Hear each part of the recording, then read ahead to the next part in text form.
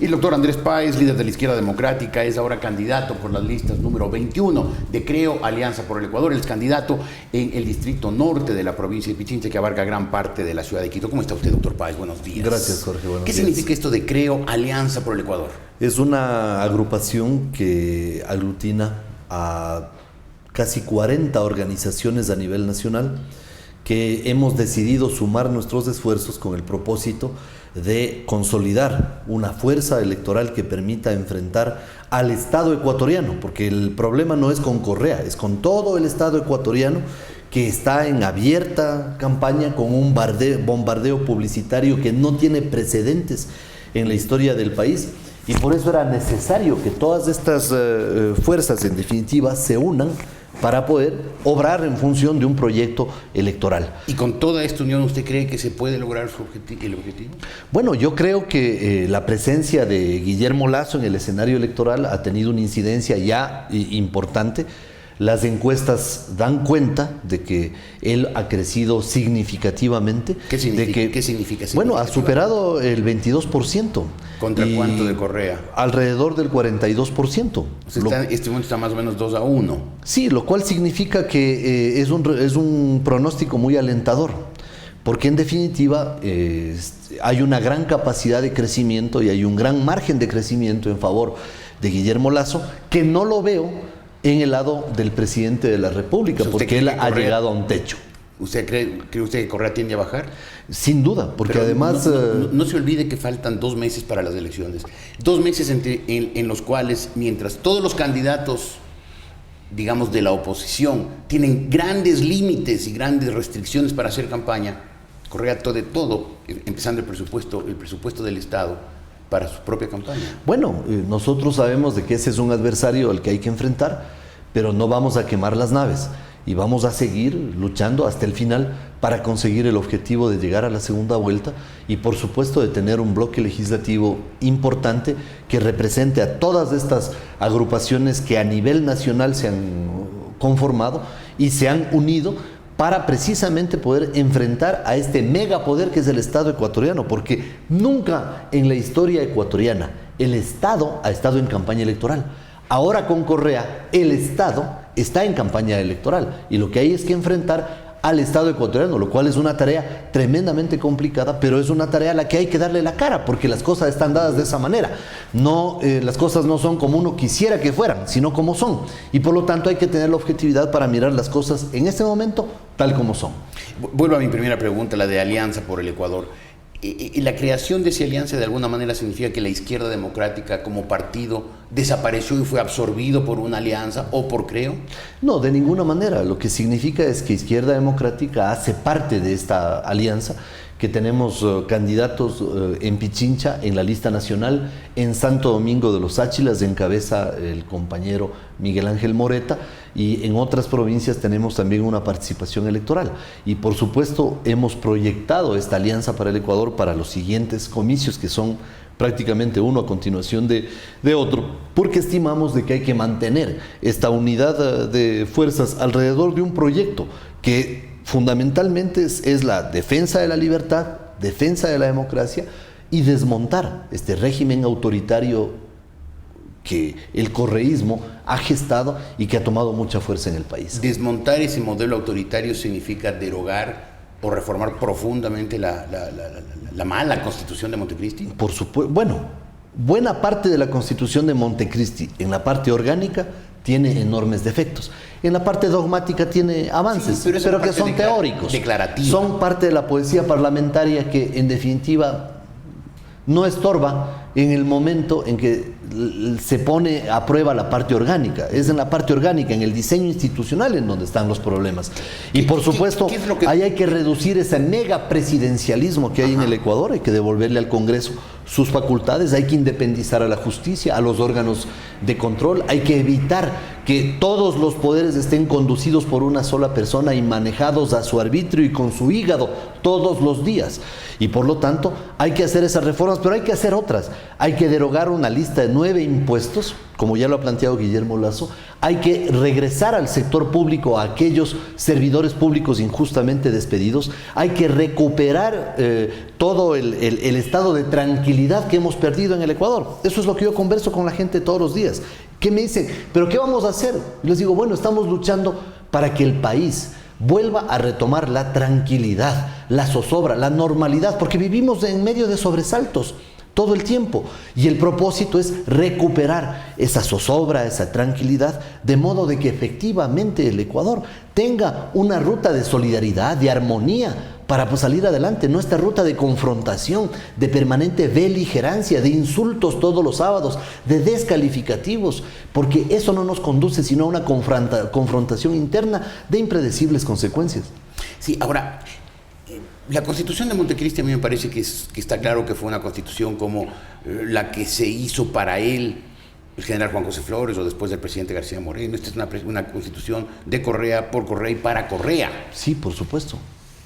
¿Se la puede desmontar aún si es que Correa fuera reelegido o es requisito sine qua non derrotarlo a Correa? Hay un mega candado constitucional que se lo ha impuesto por quienes participaron en Montecristi, para simplemente hacer imposible que esa Constitución sea revocada. Pero es un afán de perpetuar el correísmo, sí, a Correa supuesto, y al correísmo. Pero no solo eso, sino detrás de eso hay un mundo de intereses muy poderosos que han aprovechado de esta gran ola petrolera en la que el Ecuador se montó hace 6 años y en donde ha habido una infinidad de recursos y en donde han habido contrataciones a dedo ilimitadas. Porque aquí la ley de contratación pública no sirve sino para un arquitecto que tiene un contratito de $100,000. Los grandes negocios del Estado han sido todos declarados bajo la figura de la emergencia. Por lo tanto, no es solamente que Correa se quede en el poder, sino que todos esos intereses que han secuestrado a Correa también se mantengan, porque están haciendo, obviamente, mucho dinero. O sea, y eso hay que decir. Detrás de Correa, a pesar de su retórica izquierdista, igualitaria, socializante, está la gran empresa, los grandes negocios. No la gran empresa, no los grandes negocios, pero sí una maquinaria alrededor de la liquidez que el Estado ecuatoriano ha ofrecido para hacer una infinidad de negocios. ¿Sobre qué? Sobre la base de las declaratorias de emergencia. Caso Consejo de la Judicatura, $320 millones ejecutados sin un solo concurso. Sin un solo concurso, sin todo a dedo. Todo 320 millones de dólares a dedo.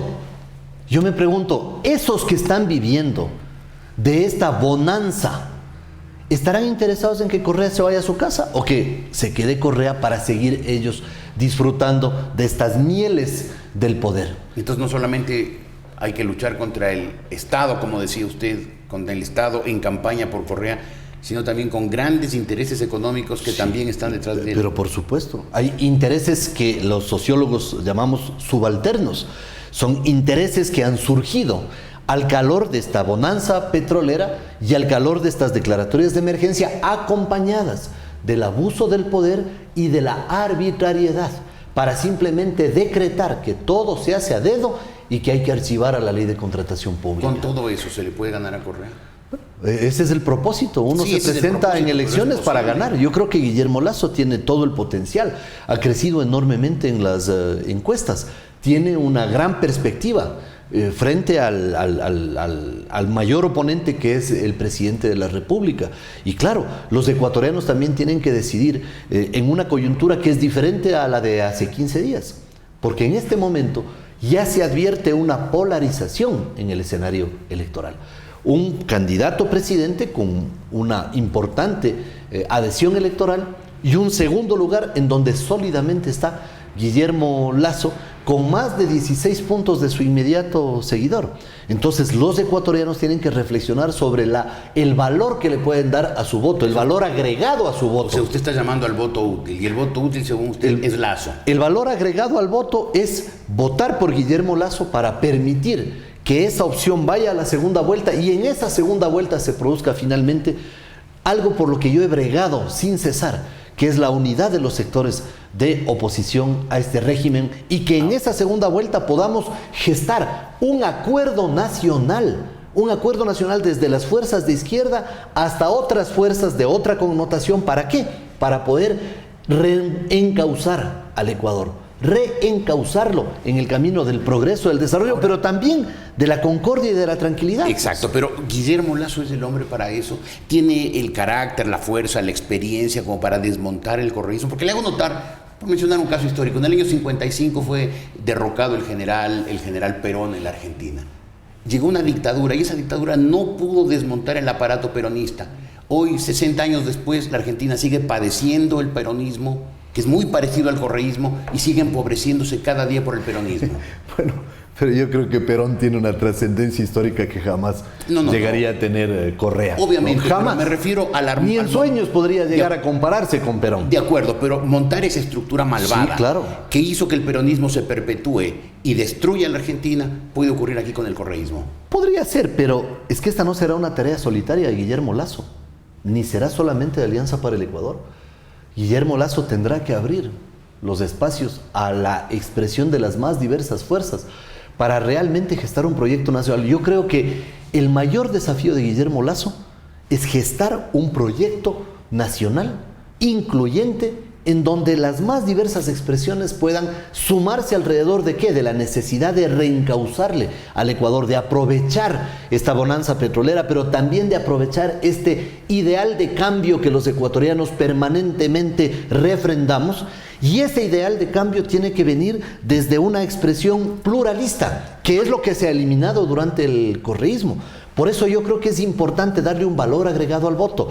Y llamar a un voto por Guillermo Lasso es llamar a las diferentes fuerzas para que tengamos una real posibilidad de reencontrarnos en una segunda vuelta para derrotar ¿a qué?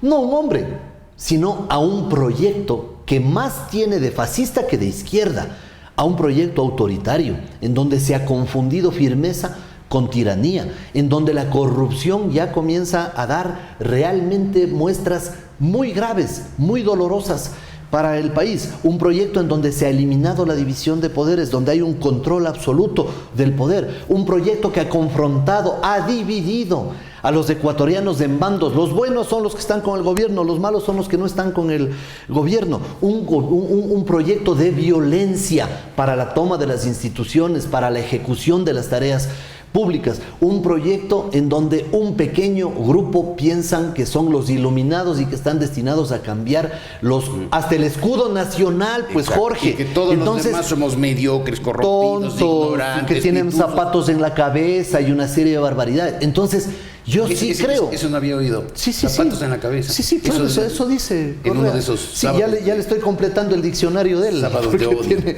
qué horror. Las horas locas de los sábados.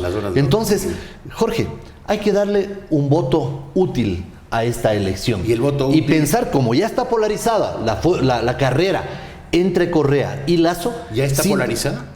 Para mí es evidente, porque yo no creo que un tercer candidato pueda remontar la diferencia que Lasso ya ha alcanzado. Lasso ya se despegó de ese pelotón de candidatos.